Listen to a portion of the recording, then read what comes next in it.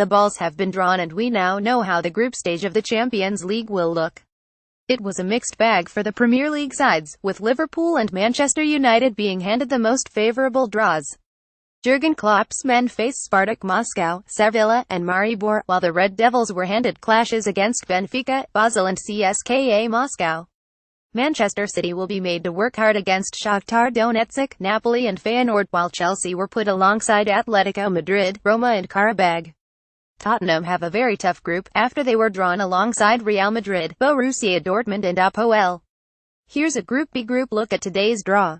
Champions League draw reaction from Monaco Group A. Pogba and co. are back at Europe's top table. Image Matthew Petersman UTD via Getty Images. Benfica. The Eagles won a 36th Portuguese title last term but were thrashed by Borussia Dortmund in the round of 16. Again this summer they have sold key men, including keeper Ederson and Victor Lindelof. Much is expected of Franco Cervi. Manchester United put all their eggs in the Europa League basket late last season, and it paid off as they beat Ajax in Stockholm. Now they are back at Europe's top table and the likes of Henrik Mkhitaryan and Paul Pogba will hope to make an impression. Having been handed a fortunate draw, can Jose Mourinho win a third Champions League? Basel. Swiss champions 17 points clear of the rest last term. They've a new manager in former Swiss midfielder Rafael Vicky this term. Look out for Ricky van Wolfswinkel, who flopped in the Premier League with Norwich, up front. He's confident again after 23 goals for Vitesse last term in Holland, starting life in Switzerland with 4-4. CSKA Moscow. Every year, they're here. Every year they don't get through. Igor Akinfeev dosing 2 clean sheets in Europe. Can they finish third? Group B. Can Bayern land Europe's top prize? Image 2017 Getty Images. Bayern Munich. Bayern romped to the German title with relative ease last term, but were disappointed to fall to Real in the last 8 of last season's Champions League. The club are going through something of a transitional period following the retirements of Xabi Alonso and Philipp Lahm, but they'll still expect to contend next May. Paris Saint-Germain. Unai Emery is a 3-time Europa League winner with Sevilla, and was hired to lead PSG to UCL glory. Their collapse to Barcelona ensured that didn't happen last term. Now, with the arrival of a bona fide game-changer in Neymar, they look well set to be in the conversation for the trophy. Anderlecht. The Belgian side put in a strong showing in the Europa League last term, running to the quarter-finals before being beaten by Manchester United. However, that success ensured Youri Tielemans a summer move to Monaco, while other youngsters such as Dennis Praet and Leandro Dardonker are also coveted. Getting through the group would be a major success. Celtic. Brendan Rodgers' side want to play progressive football, but their playoff win over Astana 84 on aggregate showed their Achilles heel will once more be their defensive capabilities. A difficult group last year featured a 70 thrashing by Barcelona. Rodgers reckons they can finish in the top 2, but will need his defense to be greatly improved. Group C. Marcos Alonso has emerged as a key player for Chelsea under Antonio Conte. Image AFP. Chelsea. Antonio Conte's side are back at Europe's top table after a 1-year absence, and do so as champions of England. Conte struggled to make his mark on the continent during his time with Juventus, but will be confident of reaching the last 8 at least. Atletico Madrid. Diego Simeone's men were beaten by their great city rivals in last year's semi-finals, and while their transfer ban means there are no new faces, they haven't lost anyone either. Should again be contenders, but how will they adapt to their new surroundings at the Wanda Metropolitano? Roma. The Giallorossi are beginning a new post-Francesco Totti era under Eusebio Di Francesco, stepping up after doing good work with Sassuolo. Edin Dzeko top scored in Serie A with 29 goals last term and leads the line, while 21-year-old midfielder Lorenzo Pellegrini is one to watch, having followed Di Francesco. Qarabag. The Azerbaijan side surprisingly came through a playoff with Copenhagen, but have been handed a horrible draw on their debut in the group stage. Group D. How can Messi and Suarez get on without Neymar? Image Reuters. Juventus, last season's beaten finalists, Max Allegri men didn't give a good account of themselves as they were steamrollered by Real in Cardiff. But the Bianconeri will once again be there or thereabouts, although there remain questions regarding the replacing of Dani Alves and Leonardo Bonucci. Barcelona. The Spanish giants produced arguably the greatest comeback in the history of the competition with their second-round great escape against PSG. Since then, however, they've been beaten by Juventus emphatically, beaten by Real Madrid emphatically, and have lost Neymar to the French side. Their greatest ever era looks to be reaching its close. Olympiacos. The Greek champions were too good for Rijeka in the playoff round, but have made little headway in the group stage of this competition in recent seasons. The Nigerian striker, Emmanuel Amunike, now leads their attack. Sporting Jorge Jesus' side play attacking stuff and have the goals of Boss Dust 36 and 41 last term at the forefront of their attack.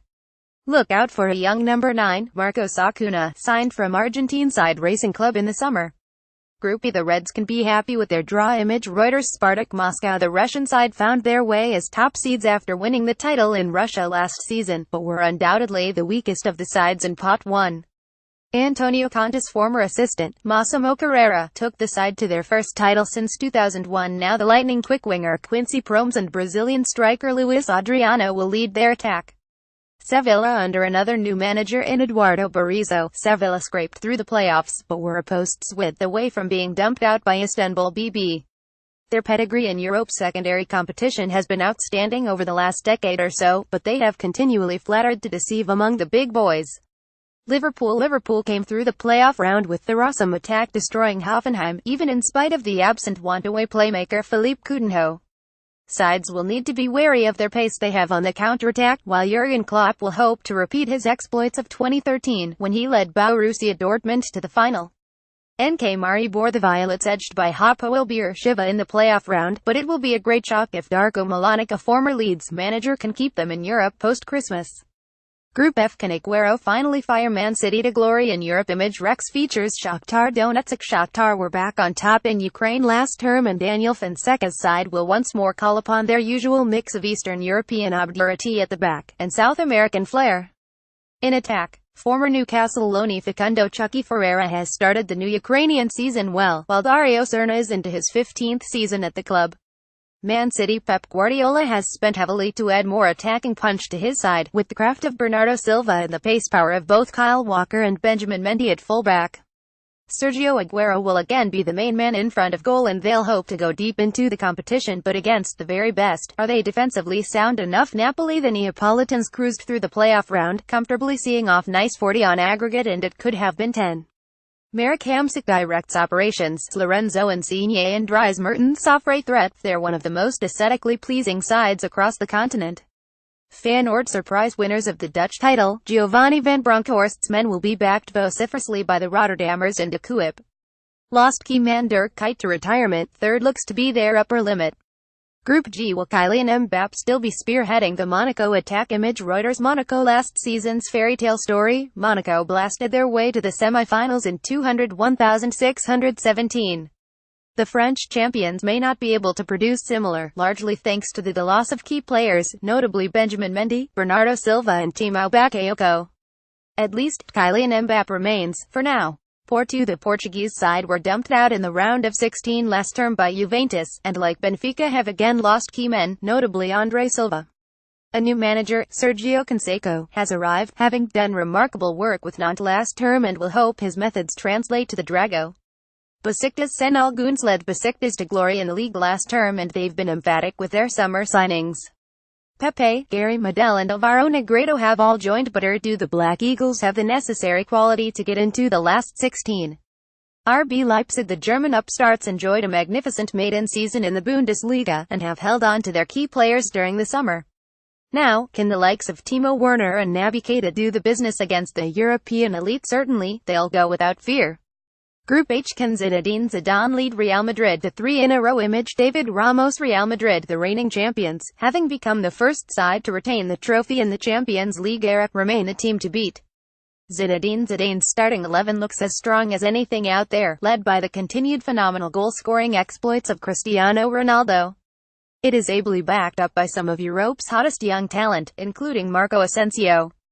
Borussia Dortmund. Thomas Tuchel has departed. Ousmane Dembélé looks set to do likewise, but a young, adventurous side again will hope to reach at least the last 8. Pierre-Emerick Aubameyang remains to lead the line once more, while the outstanding Christian Pulisic has a greater role to play. Tottenham. Mauricio Pochettino's men have been the best, most consistent side in the Premier League over the last 2 years. Unfortunately, that doesn't get you silverware. Failed on their return to this competition last term, being dumped out of the group stage, having elected to play games at Wembley. Now, they face a much tougher test. Apoel. The 26-time Cypriot champions reached the round of 16 in the Europa League last term, beating Athletic Bilbao in the last 32. They've seen off F91 Dudelange, Viitorul Constanța and Slavia Prague to reach this point, but won't be expected to go much further.